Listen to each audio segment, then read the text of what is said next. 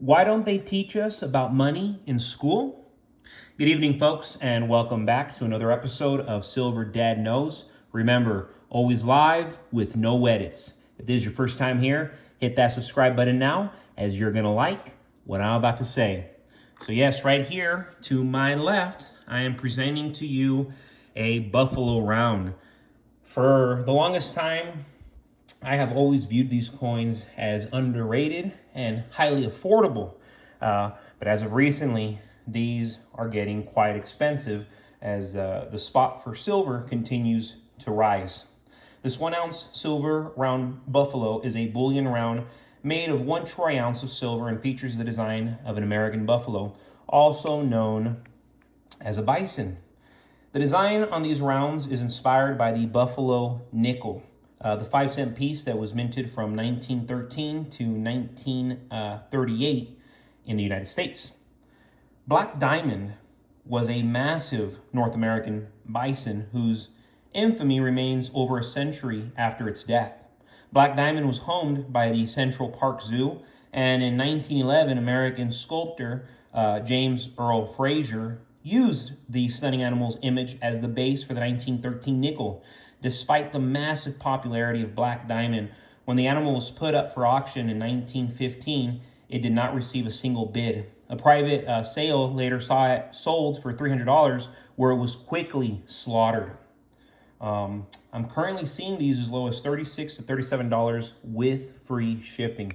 Originally, when I was first purchasing them, I was getting them as low as $30, $31. But yes, they have gone up tremendously. So generally, I'm always like, hey, get your hands on these. These are just solid buys. Look, I own this coin. I love the coin. I am not going to tell you to buy Buffalo rounds. For that price, I think there are just way more better coins that you can raise premiums on if you want to sell them. And of course, they're just more desirable. And real quick, guys, before I continue, I want to give a quick shout out to Ron McAdams, 7650. And there's a comment from yesterday evening. We currently live in a world of wars and rumors of wars. It is suggested that there is somewhere around 500 ounces of silver in a single missile, such as the Tomahawk missile. Not much of a chance for recovery of the millions of bits those explode into. Sad but true. Excellent comment coming right there from Ron McAdams, 7650. And I was actually telling my wife earlier this today when we were eating, and I was explaining to her, hey, there's 500 ounces of silver in each of these missiles. And it's like once it blows up, that's it. You're not going to get that silver back unless you go to outer space, because remember, there's no more gold or no more silver on this earth. Whatever's here is here. You can't make it. You can't create it. And that's why it is God's wealth, More notably, I do want to just acknowledge, folks, that I have officially been monetized for this channel, Silver Dad Knows, and it has been a tremendous journey. I want to 10 times, 100 times what I am currently doing right now with this channel. So again, I just wanted to say that before I forget, because I am very thankful, very blessed, and I want to keep giving you guys the best information, the best episodes.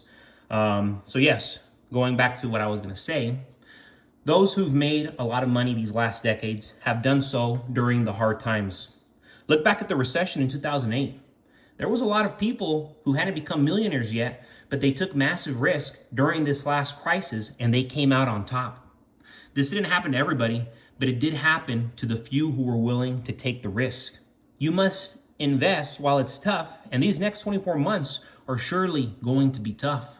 Only 22% of Americans near retirement are actually prepared for it. Yet I've seen a number of people in just a decade or less save immensely.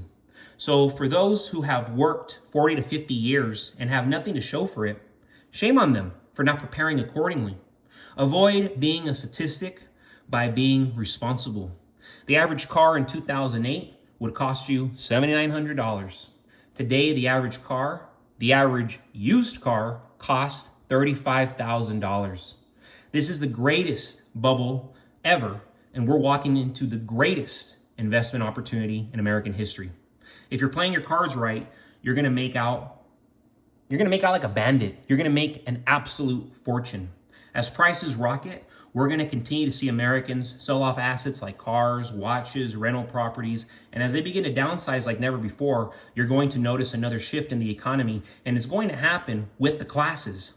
Lots of people are going to exit out of the middle class to the lower class, while few in the middle class elevate themselves to the rich class. It's a tug of war. The middle class is being middled out. For the majority, living standards are going to get really bad, unfortunately. I'm talking third world bad. That's why we have to rethink everything. All the lies and nonsense we've been told, because reality tells differently. We have millions of people from third world nations who are already here, and they know they can treat this place like a third world. That's all they know. So they're going to treat this place like a third world. Rethink everything. Think and grow rich. Remember, poor dad had his PhD. He was a principal and an honorable university professor, but never knew the fundamentals of money. He told his son, money is the root of all evil, repeating what he had been taught. Poor dad assured his son that if he stayed in school, he would become rich. It's the greatest lie most parents tell their children. Go to school. For what? To go into debt? To spend unreasonable money? To get indoctrinated? To be taught useless notions and never be taught how to balance a checkbook? How to invest in property and own physical assets? Those who went to school, the majority at least, will never become rich. Far from it. Then you have other individuals making $300,000 to $400,000 a year, some over $1 million, never went to college. Instead, they worked from the ground up. The richest people, they've never been doctors or lawyers, but business owners, entrepreneurs, creators, and innovators. Why don't they teach us about money in school? Because they don't want you to know it's fake. The slums in America are growing. Homelessness is growing because all the paper they continue to print, it's fake. The school system now is steering our children in the worst directions, teaching them ideas that will forever keep them oppressed, not only financially, but spiritually.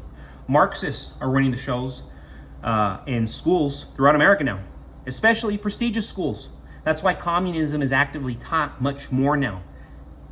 Anytime I'd ask my law professors why they were pushing this topic, they never had an answer. And interestingly, most of my professors were all the same: anti-God, anti-capitalism, pro-Marxists, and infatuated with pronouns. Poor dad was a communist. The goal is to destroy the middle class so that there will only be two classes of people, rich and poor. Communism.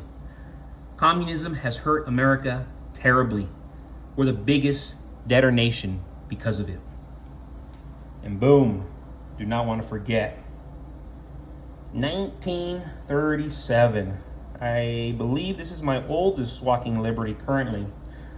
Struck in 90% silver, the Liberty walking half dollar is viewed and known not only for its beauty, but also for its inspiration. They were issued between 1916 through 1947. The walking Liberty silver dollar was minted throughout some of the most iconic periods of U.S. history. And yes, right now we're looking at the verse, which depicts liberty striding towards the dawn of a new day. And then you go to the reverse, and you have a bald eagle perched defiantly on a rocky crag beside a mountain pine, sending a message that the U.S. was ready to defend itself against all foes. You don't mess with America. The beloved half dollar's walking Liberty design helped inspire the American people through 2 world wars and a Great Depression. So just, not only are they beautiful, they're a part of history, but they're very uplifting and overall sent a very good message to Americans when they needed it most. And yes, folks, as silver is my passion, I am a published author. My 3rd book was just published. This is a sports thriller, a sports epic. Imagine Goodfellas meets a baseball story, literally. Very entertaining. It involves gambling, it involves greed, it involves addiction, it involves betrayal. I mean, elements that make a very entertaining story.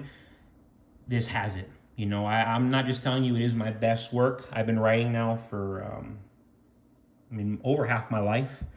And my first book that I published a few years back, that was a dark comedy that I based on a true story, a dear family friend of mine, hilarious, but very deep and moving story. And then I wrote a crime thriller, also based on real events, that I published last year. Now this is my third novel.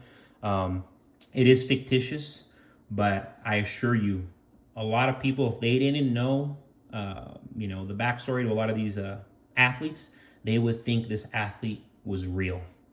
But yes, folks, as always, thank you so much for joining us for another evening. God bless you. God bless your household. God bless America.